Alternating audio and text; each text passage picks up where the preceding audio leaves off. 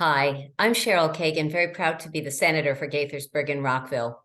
Welcome to this week's edition of Kibbitzing with Kagan, brief conversations with people I find fascinating. My very special guest today is Ben Hovland, who is a commissioner on the 5-member Election Assistance Commission. And we are going to talk elections. So, Commissioner Ben, thank you so much for taking time to chat today. Thanks, Senator. It's great to be here. Thank you. So there are a million things to talk about today, and I'm going to try plowing through them.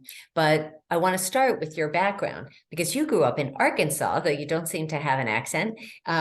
You got your BA in political science from University of Central Arkansas and your law degree at the University of Oregon. So tell us briefly how you got started in election administration and what brought you to DC and to Maryland. Yeah, absolutely. So you're right. I did grow up in Arkansas. My mother was from New Jersey, so sometimes I say I got the pace without the twang. But I ended up sort of by accident. I was waiting to potentially go to Peace Corps. I ended up in politics and campaigns, sort of filling the fall after graduation, and that ended up leading into becoming a political fundraiser, which was not what I wanted to do in the long term. And so I decided to go to law school. But there was something there. I couldn't quite kick it. And so I ended up working for the Missouri Secretary of State. At the time, Robin Carnahan. I had worked for her parents before and on their campaigns. And through that role at the Secretary of State's office, really sort of found election administration and really knew that was an area I wanted to pursue. Again, I felt like it was politics adjacent. I say sometimes it scratched the itch, but it was really about making sure people could participate fairly. So those who may not remember the Carnahan name might not understand why I shook my head in sorrow. Why don't you just talk briefly about the Carnahan Senate race? Yeah, absolutely. So, and that was sort of where I started. Then Governor Carnahan was running for Senate against John Ashcroft, and he ended up he and his son and a staffer passed away in a plane crash in mid-October, right before the election. And then he won anyway. That's correct. Governor Carnahan's name was still on the ballot. Yeah. And really now, all these years later, it is the most genuine outpouring of support that I've seen for a public official. I mean, there were all these people just coming out and helping and volunteering and sharing stories of how Governor Carnahan had changed their life for the better. And for me, it really cemented, I don't know that I'd really thought about public service before that. In any kind of formal way, but it really just cemented for me the difference that Governor Carnahan had made in people's lives. So before we move on from Missouri, though, I do have to also mention the death of my friend Paul Wellstone, because that was devastating as well. And what an inspiring person he was as Minnesota's U.S. senator, one of their senators. So. Okay, moving on to happier things, which is how to make our elections safe and accurate and all that. So before we do that, do you remember the first time you voted or a significant vote that you cast? Did you go in with one of your parents or something to cast a vote? Well, the first time I voted, and actually I voted absentee. I was in Arkansas, and I voted for our former governor to stay in office as president. Yes. And President Clinton. Yes. And I sort of smile about it because I voted by mail the first time. And then because of working on campaigns or working in elections, I went years and years only voting by mail. I think the first time I voted in person, I was actually living in DC. Okay. And then didn't have a vote there okay. So let me start with a really easy question, but it's such an important question. Why is election administration important? Uh, I think about election administration more than most people, and it is really, to me, it's important because it's about letting all Americans have their say in the process, making their voice heard. We're all equal at the ballot box, one person, one vote, and so making sure that if people, want to express their voice through their vote, that they have the chance, that they aren't caught up in bureaucratic hurdles or otherwise, and that they have consent of the governed, and that opportunity to really do your part by just saying this is how I think things should go. So that is beautiful and something that I wish everyone could agree on. But lately, in recent years, and I'm going to be a partisan Democrat here, which you sort of aren't or don't get to be so much, starting with Donald Trump and just raising doubts in our election systems. So talk about conspiracy theories and how they undermine our democracy. How can we reassure Americans that elections are free and fair and accurate and transparent? Absolutely. And there's a few things, there's a whole lot of things there that I can say. I'll try to be as concise as possible. Some of the things I think about are, our whole election system is built around these checks and balances.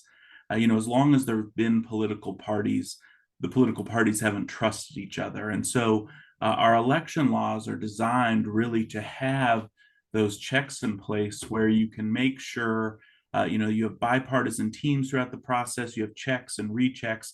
There's this whole behind the scenes effort that most Americans don't get to see, which is really an accounting of everything through the process, and that is really, I think, critical to people's confidence.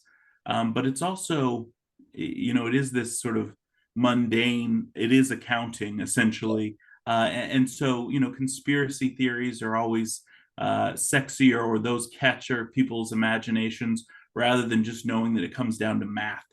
So when you say that most Americans don't get to see, that is true. But just to be clear, our election process has become increasingly transparent.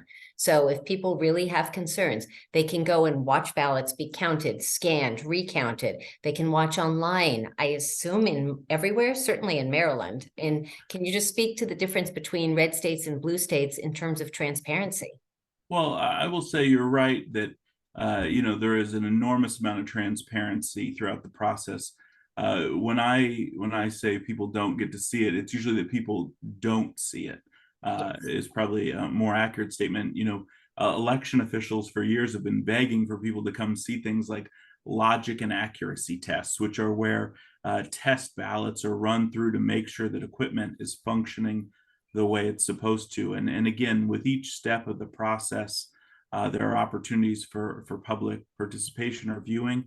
One of the biggest things that I talk about a lot, for a confidence build, is if people can serve as poll workers or election judges here in Maryland. That is a big deal. Yeah. Election officials are always looking for poll workers, but also it's an opportunity to be the customer service face of our democracy. Mm. I've lived in, I guess, 3 Maryland counties now. I'm not. I was a poll worker in Anne Arundel County when I lived there, and again, it's my neighbors Yes. and friends coming out, and you get to greet them and make sure they have a great experience at the Yeah. polls. Yeah. Great. Uh, So there are threats against poll workers, said poll workers, election judges, election staff, election administrators. Talk about that. And it seems like that's new. Does that date back beyond, before times that the press has covered it? I think we're seeing levels that we haven't seen before again, and fortunately, again, I would say much of it is still the exception, not the rule, but we're seeing more exceptions, unfortunately. And again, I think part of that ties into the polarization of election administration, some of this sort of hyper partisan language around election administration. And it really is, to me, good election administration is not about politics. It's about good governance and customer service. Again, making sure that Americans are able to make their voice heard, and then respecting the outcome of that. 100%. So how do we make election integrity something that both parties' leaders believe in and talk about? Do you have your magic wand handy? Yeah, I think, there really does need to be this, I think we need a conversation, or frankly, there needs to be accountability somewhere. A lot of that rests potentially, a lot of that rests with the voters at the ballot box. I mean, we did see in a number of states, election deniers did not win their election. Right. That's Berry certainly. Lake in Arizona. That was a very satisfying defeat, actually. Well, I will let you comment on that. But I'm the point commenting. being, I think this is an issue that a lot of Americans care about. At a foundational, fundamental level, we need to be able to have honest conversations about our elections. And again, I think you see people often trying to play politics with election administration, and I think it often doesn't have I think there are unintended consequences that they don't always see. And again, I know it's easier to say this, but to me, at a foundational level, we should let people vote, and let that decide the direction. And when you start trying to game with who gets to participate, you really do undermine a lot of the credibility of our democracy.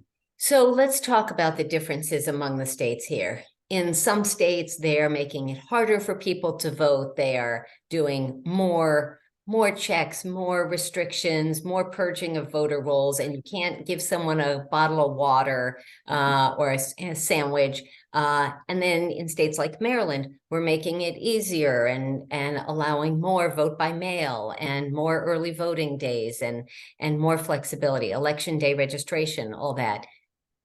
Is there a middle ground? Is opening up the process the way we're trying to do in Maryland the better way? Like, can you just give a sense of the balance there?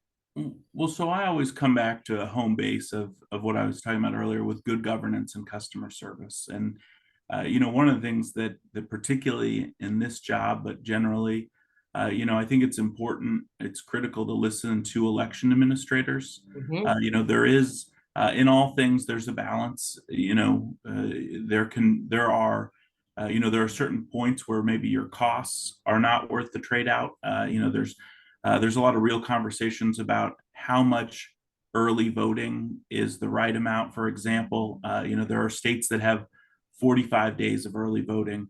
Virginia does, and you tell that to some other states, and the administrators, their eyes get really wide. Like, how would we do How that? can they do that? Yes. And again, so thinking through, what that balance is, where you start seeing diminishing returns as far as, again, your ability to recruit poll workers, your ability to provide quality service. But again, to me, at the bottom line, good governance, customer service, does our system allow people to engage? Do we have, they're collectively sometimes called convenience voting options, but that's early voting, that's no excuse mail. Right. Essentially the way I think about it is. Oh, sorry, I'm going to interrupt you for a second. So no excuse mail, just to be clear for someone who hasn't heard it called that. So it used to be absentee ballots, and that was literally, I had to say, I'm going to be out of town. I'm going to college out of state or something. No excuse means I just prefer to vote at my kitchen table with my family, with my partner, so that's just because I feel like it. And that is no excuse. Is there anything you would add to amplify that or explain that better? I think that's right. And again, I've lived in, I guess I've been a registered voter in 5 states. So I've experienced this in different ways. I was talking about, the first time I voted in Arkansas, it was because I was out of town. I was in college. Right. Later in Missouri, I was working, or I was unavailable that day. I was out Yeah. of the jurisdiction. Then I moved to Oregon for law school, where everybody votes by mail. And Yes. and actually really there, even though I had done it prior, it cemented, Oregon out west, they have a lot of ballot initiatives, really long ballots, a lot to read. And to be able to do that on your couch, with your Yes, laptop and research yes, things, was a big deal. And so when I think of those collectively, are we meeting voters where they are? Are we giving them the opportunity to participate in a way that works best for them, recognizing that a Tuesday in November may not be the best day for everybody, right. whether it's work or childcare or whatever issues Mhm. may come into play.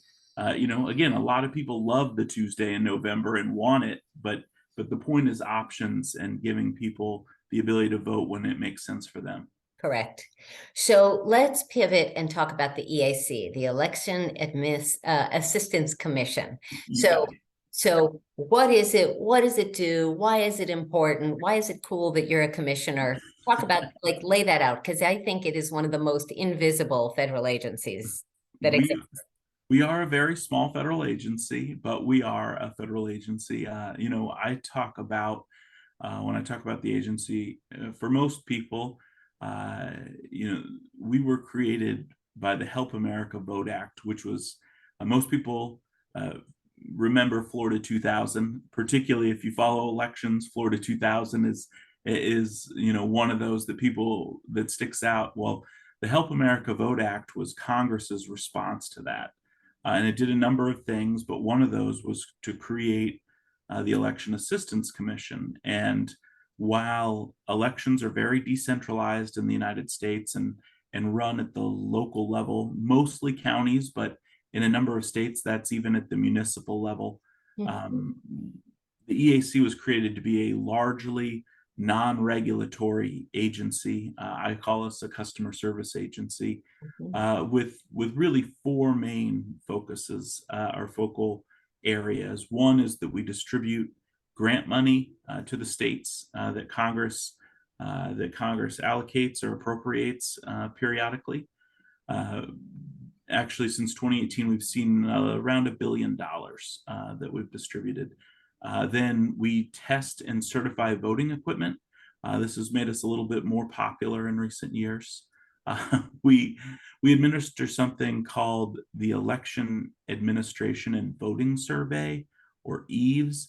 It's the only national survey of its kind that looks at all 50 states and the territories to see how Americans are participating. And by that, not how they're voting, but how are they getting registered? Are they getting registered at the motor vehicle office? Are they registering online? Are they registering in the mail? How are they voting? Are they voting early? Are they voting by mail again? And this allows us to see some trends and developments around the country. And talking about certifying voting equipment, that is in partnership with NIST, right? The National Institutes of Standards and Technology, located in the heart of District 17 in Gaithersburg. Yes, so I know that you're a little wary on the acronyms here, so I'll try to spell some of these out. Actually, so NIST, the National Institute of Standards and Technology, are one of our federal partners. The Help America Vote Act had the director of NIST serve as the chair of our Technical Guidelines Makes sense. Development Committee, or TGDC, Oh. and that really is the basis that the voluntary voting system guidelines. Let me interrupt you. I think we're going to lose people if we get too far in the weeds. Bottom line is there's a good housekeeping seal of approval that this kind of equipment is good and this part is not secure enough, or not sophisticated enough, or not private enough, or not accessible enough to the disability community. Is that Well, basically? that's exactly right. And I think one of the things that people don't always know is that equipment gets tested to all these standards, and that's for security, as you mentioned, usability, accessibility. Right. But one of the fun ones that I learned in this job, there's even making sure that it's safe, that the equipment won't cut you or electrocute you. It's Seems this like a good goal. Yeah, yeah, yeah. it's this whole list of tests that again the folks, the good people at NIST help us put that together, and again, experts in their fields and looking at how we can make this equipment safe, secure, usable, accessible. So Maryland is going to be getting new equipment soon. And so there's a shopping list. We can't just go and look at any equipment and any vendor. It's got to get the blessing in all of these areas. 4 areas you said that the EAC focuses on. You said grant money, about $1 billion. You said the testing and certification of voting equipment. Let's just make sure we cover 3 and 4 because I missed it. So EVES, or the Election Okay, Administration that and is Voting number 3. Survey. Okay. And then the biggest really, or the broadest, and an area we've been potentially is a clearinghouse function. And this was sort of the broadest authority under HAVA, but also the least specific. And so for a lot of our history, we have not built out the clearinghouse as much as I think, would be ideal. And really what it's about is sharing best practices around election administration. And, I mentioned how decentralized elections are.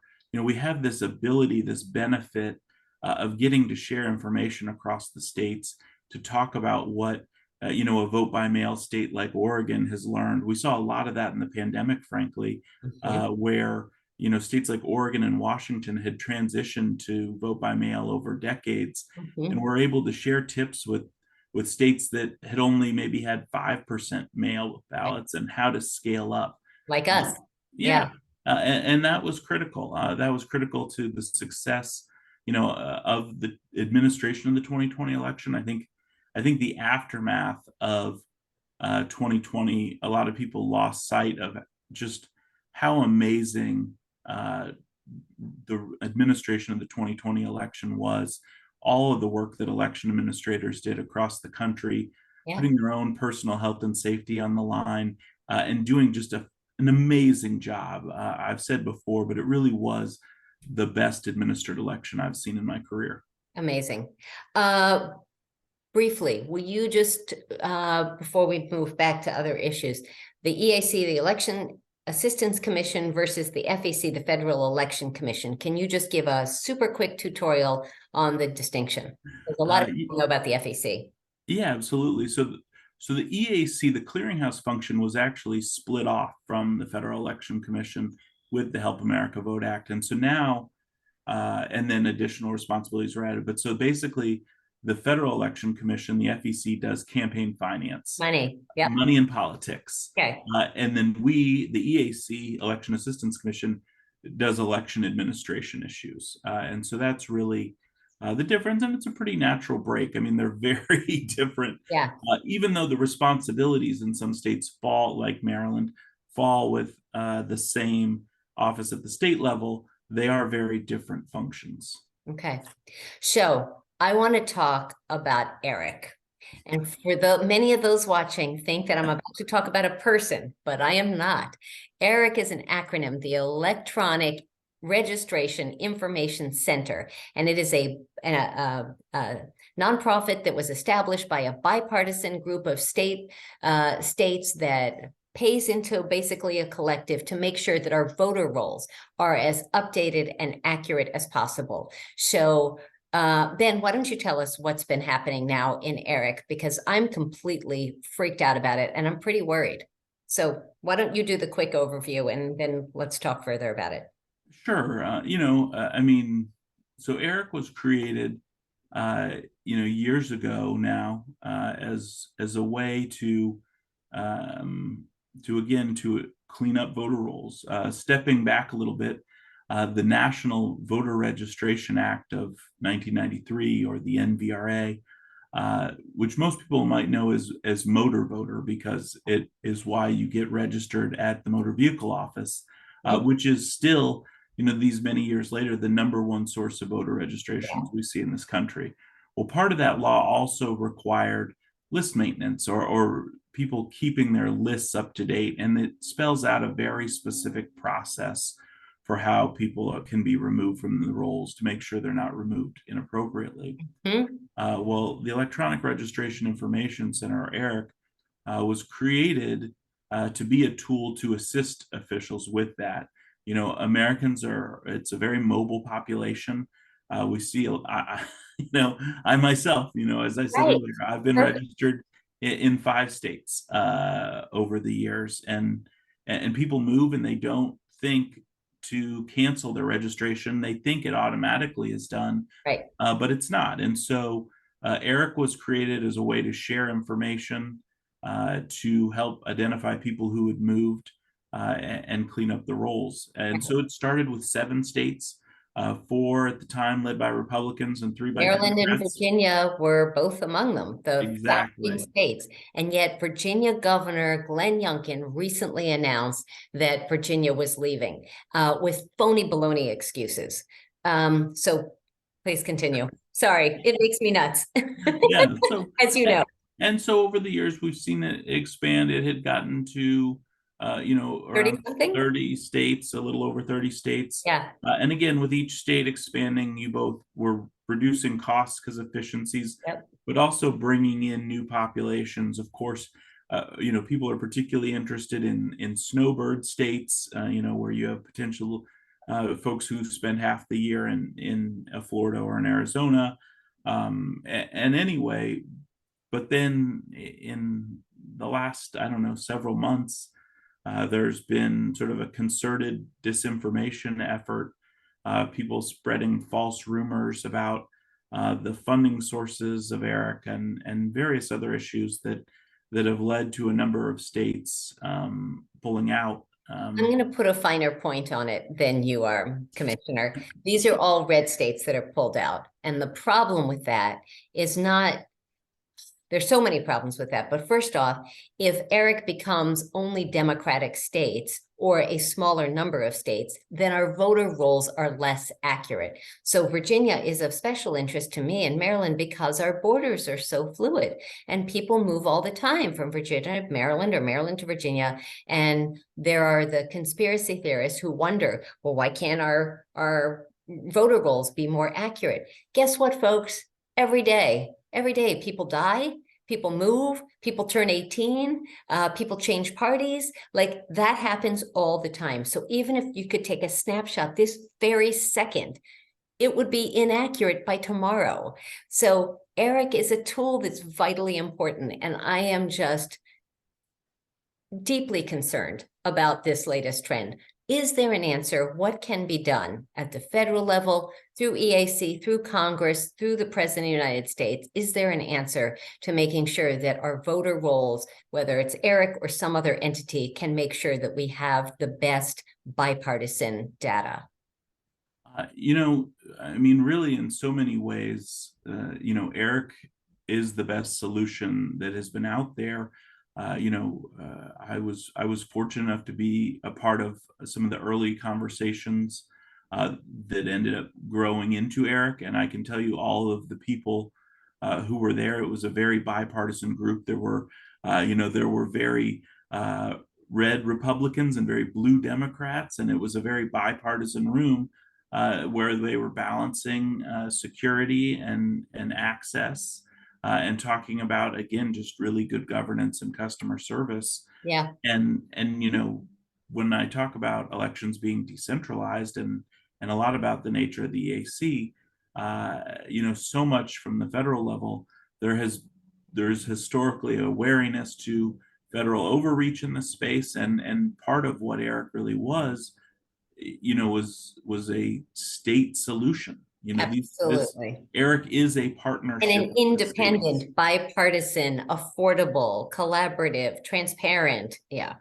And so, I think that again, the states that have left or that trend is really is a shame. Yeah. Again, it's sort of the best solution I've seen in this regard. And I think it stands out as another interesting example of some of the unpredictable, I guess, nature of disinformation in this space. Yes. Again, I wouldn't have thought of ERIC as a target. I wouldn't have thought of drop boxes as a target. Right. I was going to ask you about that. Okay. They're just some of the, there are certainly areas that things pop up and you're like, oh, well, that makes sense. It's wrong, but Right. it makes sense that was targeted. Right. But some of these other things, they just sort of feel like they've come out of nowhere. Right. So let's pivot from ERIC, because I really could go on this for a while because I'm really troubled by it. But drop-off boxes was on my list. On the Senate floor, one of my colleagues kept asking about harvesting of ballots, which makes it sound so dark and corrupt and all that. If I want to bring grandma's completed mail-in ballot along with my own to the drop-off box, any problem with that? What about if I bring grandma and her best friend after we have dinner together and I bring 3 ballots to the drop-off box? Like, where do we have a problem? Well, so it really does, this is another one of those things that varies state to state, and it has been a state decision on what the appropriate level is. And that may range from saying, this is your ballot and only you can handle it, or maybe an immediate family member. Some of that ties into historic concerns about undue influence. Right. But other states, again, will allow, somebody from the party or from a political party to go pick up ballots and make sure they get there, to deliver them for people. Again, that has been a state decision, and is one that each state needs to think through. Right. But again, just interesting that the attention it's gotten, and then more interesting to me are the drop boxes themselves. Just again, for for as long as I can remember, there've been little blue drop boxes with an eagle on them for the mail. And so I guess the difference between using a federal, mailbox or a county-owned drop box that are often much more robust than. We have state ones in Maryland. We have state drop-off boxes that all look the same. And for the city of Rockville, we actually have Rockville drop-off boxes that look different and that are branded with Rockville. And just to be clear, they all are super, super heavy. You can't pick them up and move them or destroy them. There are video cameras on them 24/7 to make sure that nobody is doing anything untoward to a drop-off box. And there's a chain of custody with law enforcement and bipartisan teams picking up the ballots, emptying them. So it's not like they're throwing away some in the truck or something. There's oversight every single step of the way. Couple of quick questions and then we'll go to the fast five. Is federal government money, the $1 billion, is it sufficient for our states? And what are the prospects of getting more if it's not? We hear two things. One, we hear about the need for consistent federal funding. So the original Help America Vote Act came with over $3 billion. And then there was no federal money for about 8 years, and really in some ways a little longer. And then 2018, or after the Russian interference in 2016, you saw Congress respond with $380 million in 2018, and then $425 million in 2020. And so there has been a more recent federal response, but a lot of states, or a lot of the feedback we get is knowing that's coming and being able to plan for it. Sure. And I see a couple things out of that. One, I understand why that matters for budgeting, but also with a lot of the aging voting equipment initially prior to the 2018 money, you would see, I think, states or localities in somewhat of a game of chicken with the federal government, sort of letting, basically trying to hold equipment together with duct tape or something, and hoping that there would be more federal money. Right. And I think if we wouldn't have seen the Russian interference in 2016, I'm not sure that there would have been more federal money. And so, to me, if you have a known federal amount, then states and localities can adjust accordingly. Yes. Okay, Congress, let's be consistent here. If Congress ever does anything. Last question. What is the biggest misconception that the average voter might have about election administration? I think that, one, knowing how much it differs across the country. I think about, so in the greater DC area, your news, our local TV news is covering 3 states in the District of Columbia potentially. And so, it may say oh, early voting starts tomorrow. Right. And that may be true for Virginia, but it's not for Maryland or West Virginia or DC. Right. And so that I think does lead to a certain amount of confusion. Mm-hmm. And then I think related to that are then, sort of all of the processes. A lot of people think, well, I vote, I understand how the process works. Mm-hmm. And again, there is so much involved, and that's part of why I encourage people to be election judges or poll Yes. workers to see a Yes. little bit more of that process, and And understand what goes into it. look behind the curtain to find in Oz, right? To see how it all works. Well, Ben Hovland, thank you for your time. Thank you for what you do. It is time for the Fast Five. 5 quick questions to let folks get to know you a little bit better. First, question number 1. What is your favorite show? Something that you've binged recently? Actually, I've been watching The Plumbers on HBO about the Watergate break-in, and that's Okay. been fascinating. Question 2, what is your favorite or most meaningful gift you've ever been given?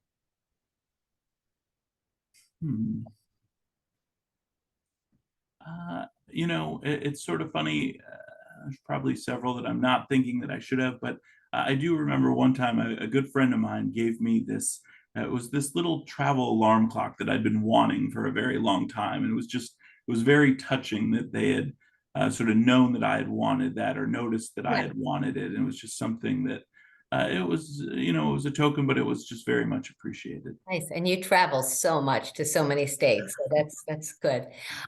Speaking of travel, question number 3. If you could travel anywhere you wanted in the world and there was no pandemic, no financial issues, and no time constraints, where would you want to go? Well, there are a lot of places. I've been to 6 continents, so I would like to get to Antarctica, Cool. just to see number 7. But That's amazing. All right. I hope you'll do it. That's fantastic. Question number 4. What is and shout out to my staff and interns who help with my Fast Five. Question number 4. What is the most used app on your phone? I have fairly young children, 8 and 5, so I take a lot of photos of them. um, so that may be it. That's probably it. And question 5, the question that I ask all of my guests, Ben Hovland, the Election Assistance Commission. What is your hidden secret superpower? What is a skill or talent you have, something you're really good at that most folks can't do? Um, hmm. I don't know. I have to think about that, I guess. I can chuckle and let the questions pass. So,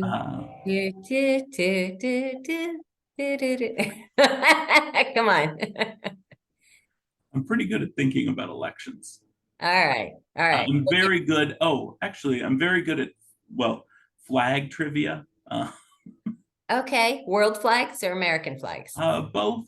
Okay. That's cool. What's the prettiest flag other than Maryland? Because Maryland is obviously first place. Maryland does have a fantastic flag. Yeah. I think I'll share a flag fun fact. Okay. Paraguay and the state of Oregon are the only 2-sided flags in the Americas. Huh. Okay. I will look both of those up. Thank you. Okay. Well, Ben, thank you for what you do. Thank you for taking time to chat. It was such a huge honor for me to be appointed as one of 2 state legislators to the EAC Advisory Board. And I am so glad for the opportunity to work with you and your other commissioner colleagues. And let's make sure we regain democracy in our country and faith in our wonderful elections. So, well, thank you for your service on that board and for having me today. It's been great. absolutely. I look forward to seeing you again soon. Take care.